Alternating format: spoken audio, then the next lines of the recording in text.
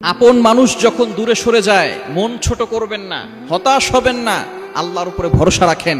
যখন দেখবেন আপনার কাছের মানুষগুলো, একেবারে কাছের, যাদের জন্য আপনি অনেক কিছু করেছেন, যাদের জন্য পরিশ্রম করেছেন, সেই মানুষগুলো আপনার কাছ থেকে দূরে সরে যাচ্ছে, বিপদের সময় সেই মানুষগুলো আপনার কাছে নাই, আপনি মন ছোট করবেন না, হতাশ হবেন না। মনে রাখবেন, আল্লাহ তাআলা আপনাকে বেশি সাহায্য করতে চাচ্ছেন, আল্লাহ তাআলার নৈকট্য অর্জন করাতে চাচ্ছেন। এজন্য আপন মানুষগুলো আপনার থেকে দূরে সরে গিয়েছে, আল্লাহ তাআলার সাথে আপনার সম্পর্ক এখন বেশি বৃদ্ধি হবে, আপনি বেশি আল্লাহ তাআলার সাথে সম্পর্ক তৈরি করতে পারবেন।